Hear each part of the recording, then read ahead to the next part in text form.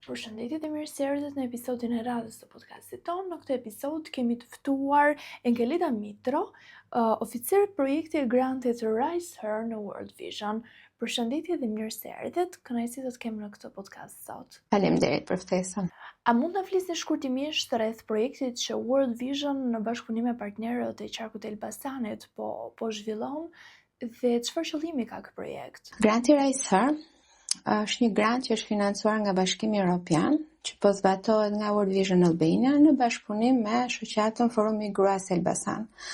Ka filluar në shkurt të 2024-s. Qëllimi i këtij granti është fuqizimi i shoqërisë civile për të trajtuar dhe adresuar çështjet e dhunës me bazë gjinore dhe dhunës në familje, sikundër dhe fuqizimin e mekanizmit të koordinimit dhe referimit të rasteve. Cilat janë aktivitetet që janë menduar të zhvillohen në kuadër të këtij projekti? Aktivitetet janë shumë të larmishme.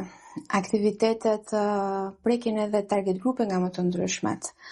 Nëse i ndajnë në disa fusha, kemi aktivitete që kanë të bëjnë me sensibilizimin, ndërgjegjësimin, parandalimin, le të themi, dhe këtu e lidh me 5 fushata ndërgjegjësuese që janë planifikuar në këtë grant. Tashmë janë realizuar 4.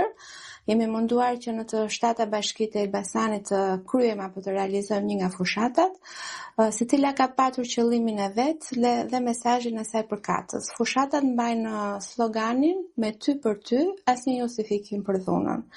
Dhe janë paraqitur në formate nga më të ndryshmet, në formë teatri, në formë forumi, në formë ekspozite fotografie, në formë ndërgjegjësimi vizual me anë të banerave, spoteve, podcasteve. Kështu që ka qenë një larmishmëri metodash dhe mënyra se si është bërë ndërgjegjësimi në komunitet. Flasim për ngritje kapacitetesh apo trajnime. Dhe këtu kemi trajnime të profesionistëve, kemi trajnime të anëtarëve të komunitetit, kemi trajnime të rinjve, kemi trajnime të grave të cilat kanë qenë viktima të dhunës apo janë tashmë në proces e sipër, që janë viktima potenciale të dhunës në bazë gjinore apo dhunës në familje. Sikundër kemi dhe trajnime të shoqërisë civile për sa i përket çështjeve të dhunës në bazë gjinore dhe dhunës në familje. Kemi të themi komponentin kryesor, që është edhe mbështetja e organizatave të shoqërisë civile me subgranta, të cilat operojnë në të 7 bashkitë e qarkut të Elbasanit dhe janë duke implementuar aktivitetet dhe projektet e tyre. Sikundër, përderisa Rise Her ka titullin e tij Fuqizojmë gratë dhe vajzat për një jetesë të pavarur, kemi të përfshirë dhe komponentin e fuqizimit ekonomik të grave, duke i mbështetur ato me startup. Dhe nga ky grant përfitojnë 5 gra, të cilat do mbështeten me startup për të zhvilluar idenë e tyre të biznesit. Në këtë projekt janë përfshirë në aktivitete mentorimi 40 burra dhe djem nga të 7 bashkitë e qarkut të Elbasanit dhe kanë trajtuar aspektet të dhunës në bazë gjinore dhe dhunës në familje, për të përballur dhe për të sfiduar stereotipet që tashmë ne i dimë që ekzistojnë në komunitetet ku ne jetojmë.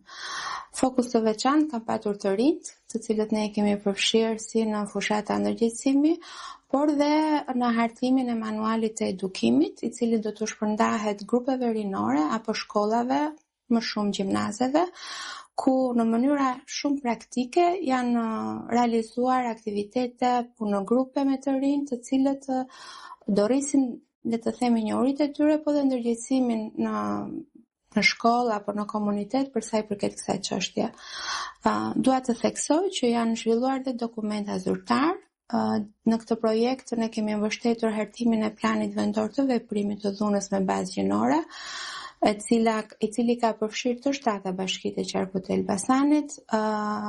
Ky plan ka ardhur si rezultat i takimeve komunitare në komunitet, me takime me burrat dhe gratë, me profesionistë, dhe mbasi është përfunduar, ne ja kemi shpërndar bashkitë për të përfshirë aktivitete specifike me koston përkatëse në planet vendore të tyre të dhunës që hartojnë ato, çdo bashki harton për dhunën me bazë gjinore apo dhunën në familje.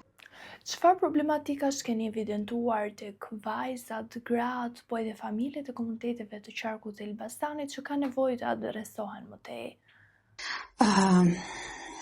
Edhe pse flasim për vite ndërhyrje, edhe se flasim për aktivitete apo mbështetja, shikojmë që numri i rasteve që referohen po rritet, numri i raste të grave dhe vajza të dhunuar nga bashortët, nga bashkëtuesi, po dhe në familje, shikojmë që në të gjithë qarkun e Elbasanit kemi një rritje. Ndonjëherë thua që janë ndërgjegjësuar dhe po referojnë rastin, po nga ana tjetër të vjen trishtohesh kur shikon akoma në 2026 tani, që kemi akoma raste të tilla. Problematikat janë nga më të ndryshmet. Këtu fillon që nga normalizimi që i bëjnë dhunës.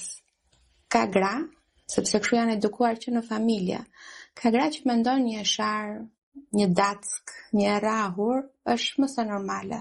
Edhe nëse ngrihet zëri nga, le të themi, bashkëtuesi apo bashorti, e kalojmë se ashtu ishte me nerva, apo ashtu ishte momenti. Dhe ato justifikojnë dhunën, sepse kështu janë mësuar dhe në familjet e origjinës. Ka gra pastaj që kur përballen me dhunën fizike dhe dhunën psikologjike dhe vendosen të ikin, nuk kanë atë pavarësinë ekonomike. Që thotë ka raste që gratë kanë dhe fëmijë.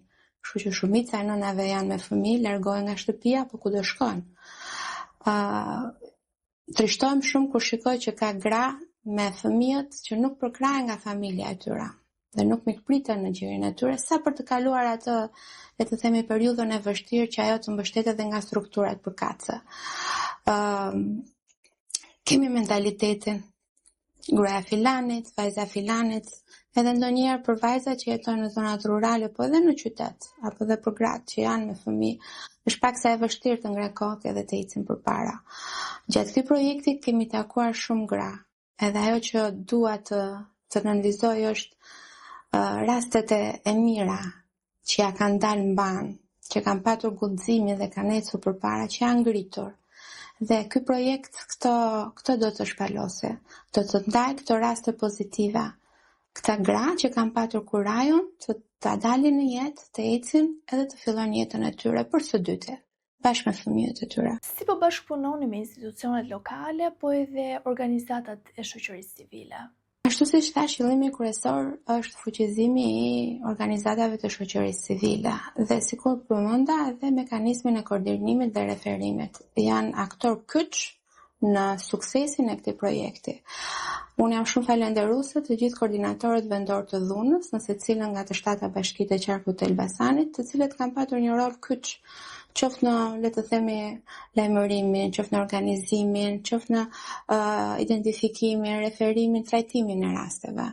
Sikundër dhe organizatat që kanë qenë pjesë, le të themi, takimeve komunitare që me anë të këtij granti janë zhvilluar, forumeve të ndryshme në sallat e Këshillit Bashkiak, ku aty janë trajtuar çështje specifike për bashkinë specifike dhe janë prezantuar, le të themi, përfaqësuesve të pushtetit lokal, që normalisht është tamam si një marrëdhënie llogaridhënie. Ky është problemi, çfarë do bëjmë dhe çfarë do arrijmë. Në çdo aktivitet që ky grant ka patur një bashkëpunim shumë të frytshëm me aktorët lokal qeveritar, siç janë, le të themi, koordinatorët vendor të dhunës, shërbimi social, policia, shëndetësia, arsimi, sepse normalisht përderisa ne kemi edhe komponentin e të rinjve, dashje pa dashje, kemi edhe të përfshirë dhe shkollat edhe zyrën vendore arsimore, dhe organizatat e shoqërisë civile. Një komponent shumë i rëndësishëm janë edhe nëngrantimet. Çfarë përfaqësojnë dhe pse kanë një rëndësi të tillë? Nëngrantimet janë shumë të rëndësishme sepse fuqizojnë organizatat lokale.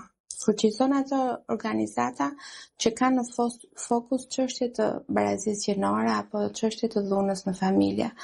Fuqizojnë ato organizata që janë aty në komunitet, që kanë pasur ndërhyrjet e tyre dhe e njohin mirë kontekstin e komunitetit, e njohin shumë mirë problematikat që ato kanë. Dhe dinë, le të themi, dhe marrëdhëniet që janë krijuar ose kujt i drejtohen. Me organizatat dhe me subgrantimet ka një bonus shumë të mirë sepse dhe zona e shtrirjes është më e madhe.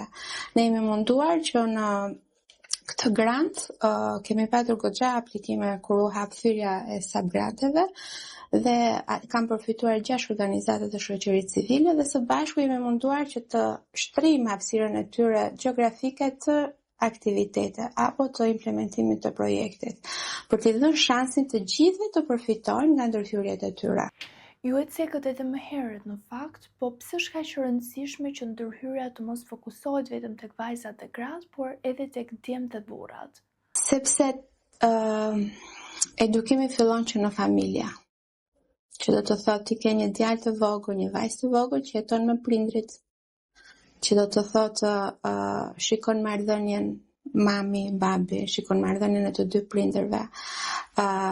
Një marrëdhënie është dysha, që do thotë më pas vajza rritet, njihet, di të drejtat e saj, kërkon, lidh një jetë të re dhe normalisht personi që ka në krah duhet të ketë të njëjta vlera si ajo.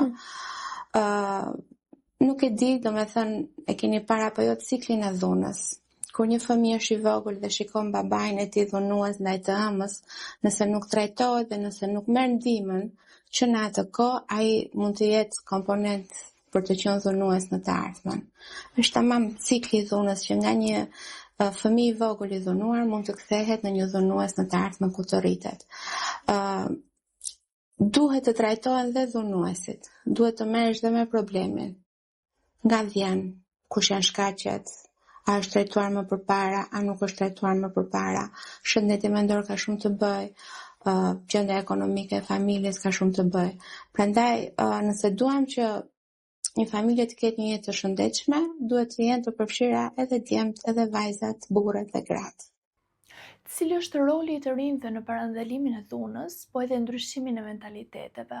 Të rinjt janë motori, të rinjt janë burim idesh, të rinjt janë burim iniciativash. Shumë ndryshime të mëdha në shumë shtete të botës, po dhe në Shqipëri kanë ardhur nga të rinjt. Kështu që për ne komponenti të rinjve është shumë i rëndësishëm. Ata mund të marrin aktivitete specifike në shkollat ku ata shkojnë, në komunitetet ku ata jetojnë, mund të jenë ata, le të themi që diskutojnë me bashkëmoshatarët e tyre dhe trajtojnë problemin. Ata mund të ngrenë zërin shumë mirë për të drejtat që ato kanë, që ato të dëgjohen, të jenë pjesë e proceseve vendimarrëse.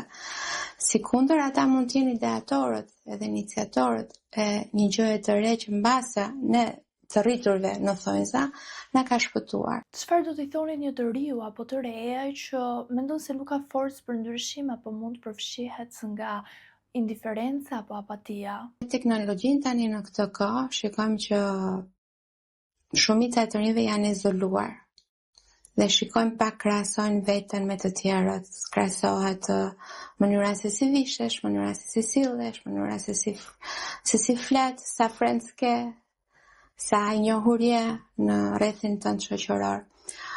Unë do t'i thoja që të mos heshti, të jetë aktiv, të përfshihet, dhe nëse jepet një dorë qoftë nga një bashkëmoshatar i tij apo një i rritur që mund të jetë një mësuese, një psikologe apo punojëse sociale në shkollë, apo dhe punojëse sociale, psikologe në bashki, ta përkraj, ta marrë atë dorë, të dëgjoj dhe të ngrej zërin.